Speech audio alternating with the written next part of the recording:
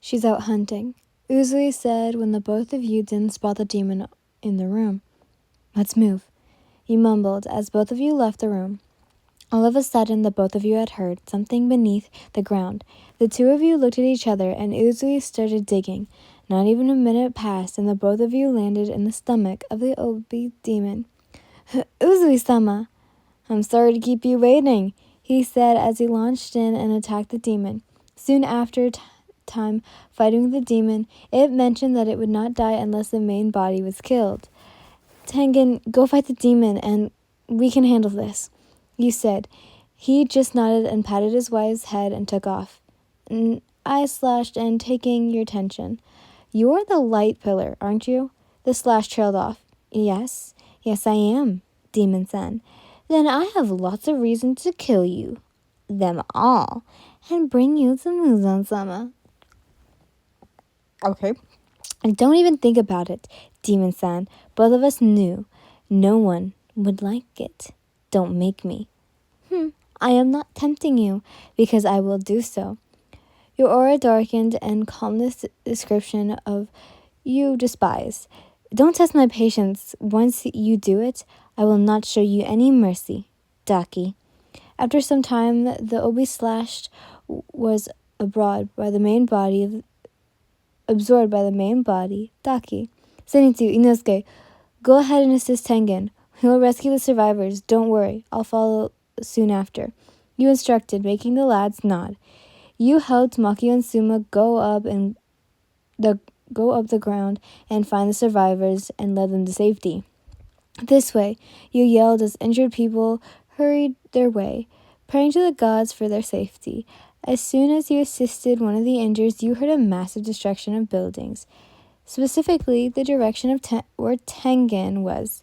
Suma, Makio, I'll go assist them. Will you both be able to handle this from here? You asked as both of them nodded. You nodded back and disappeared almost immediately. There you were, witnessing a Tengen laying on the ground. Zenitsu was stuck and Inosuke stabbed in the chest. A backup, you heard someone say, making you shift your attention. She's a light pillar, Ni-chan, Ducky informed her brother. Long time no see then, Lady Yin, Gitaro said, making you wonder. I haven't met you before, demon, you said and took your sword out. In this life of yours, yes, we haven't. I'm so confused. Daki said, crossing her legs as she sat on the roof. Huh? This life? Yes, let's just say that we know who you truly are. I'm your, what? Know who you truly are. I'm your past life. And some grunting not that far from your location, you saw Tanjiro. What? You're all still alive? You're one lucky bastard, Gitaro said as he scratched his head. Tanjiro looked up and Gitaro had just said, Oh well, that's good luck for you, going for you. For you, everyone else is already a goner. A single thrust inside the board, the yellow-haired kid is buried under that debris and suffering. I'll leave him to die alone, wiggling like a worm. He is so pathetic. Even the Hashira was weak. Determined was all his only strength. The poison got to him. His heart stopped, so he's dead. Pathetic. Very pathetic. Each and every one of you. But you're the Gitaro was cut off when he was stabbed by Tanjiro using a kunai with wisteria poison. Not only that, but the small wisteria flowers were scattered throughout the area. With widened eyes, Daki stood up and got on her knees almost immediately. Gitaro, what are you doing? Stand up! Hurry! You were seen wondering yourself. I told you already, haven't I? I don't show any mercy. You then launched to attack Gitaro to cut off his head when Daki tried to intervene, but was attacked by Zenitsu, who attempted to slice Daki's head off. You backed away when Gitaro activated his blood demon art.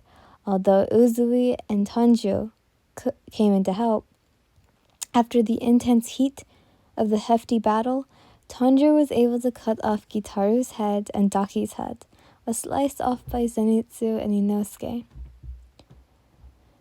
I'm glad to see you being better, Yen-san. Thank you, Iguro-kun. It's over. I'm exhausted. 6? That's the lowest of the upper moons. Yeah, but I still beat an upper moon, even if they're just ranked 6.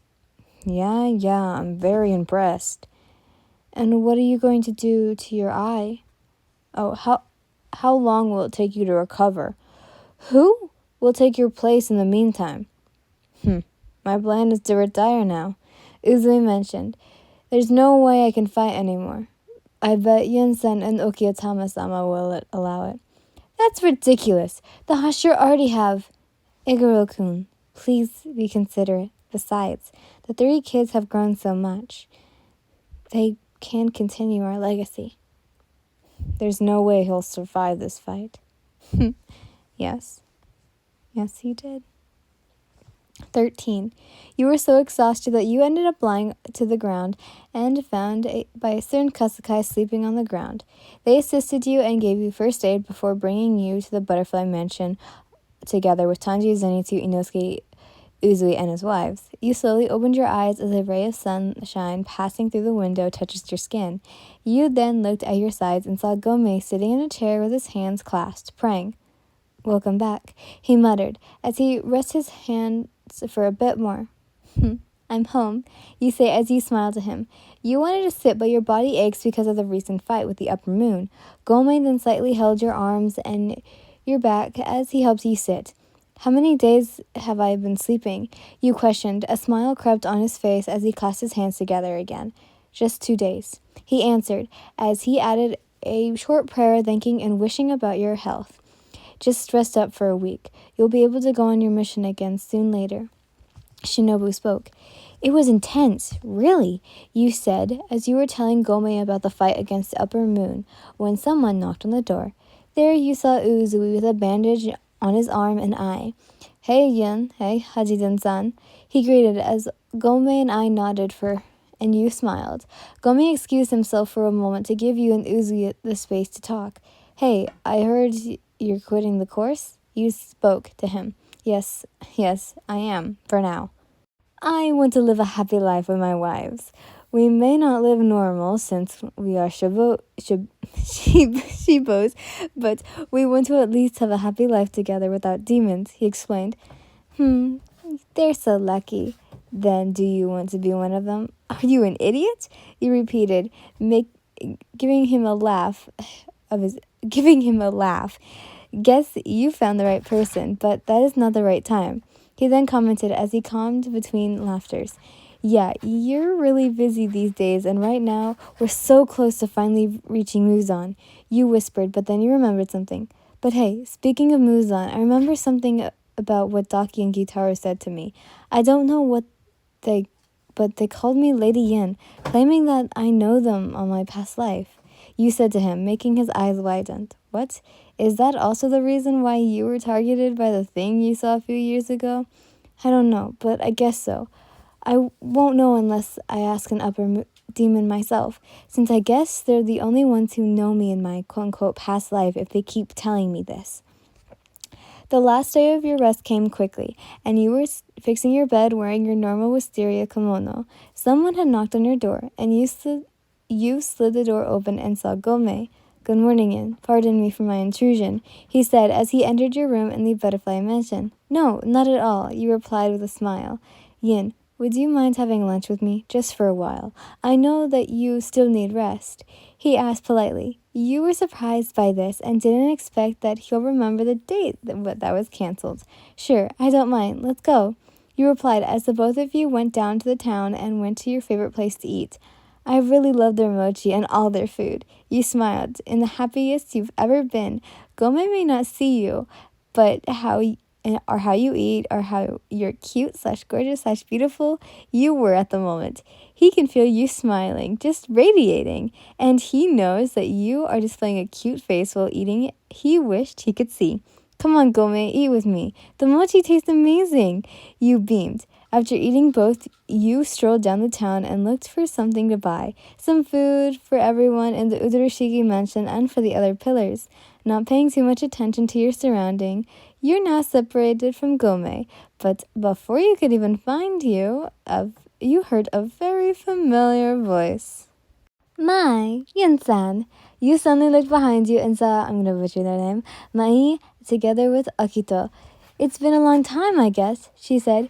You swear you were not really close with Mai, but the both of you didn't get along really well because of Akito. She must have understood the thing between you and Akito because of her tendency to get jealous, pushing her to bully you every time. But that ended when you didn't agree about the engagement between you and Akito. It's been a long time indeed, Mani-san and Akito-san. You greeted as you bowed. Yin, here you are. Your acquaintance? Gyomei said as he approached you. Him approaching made Mahi take a step back and clear her throat. Yes, we are. Mahi and Tokita Motami. Nice to meet you. She introduced and bowed.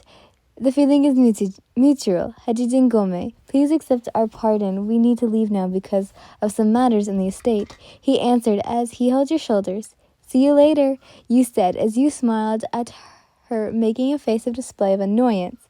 Let's go, Gyomei, you said as the both of you left. She's trying to bully you. Not a question, but the statement coming from Gyomei. Yes, since Akito came, but I canceled everything off so she doesn't have anything to do or say about me right now. And I'm happy that they're happily married now. You replied with a smile.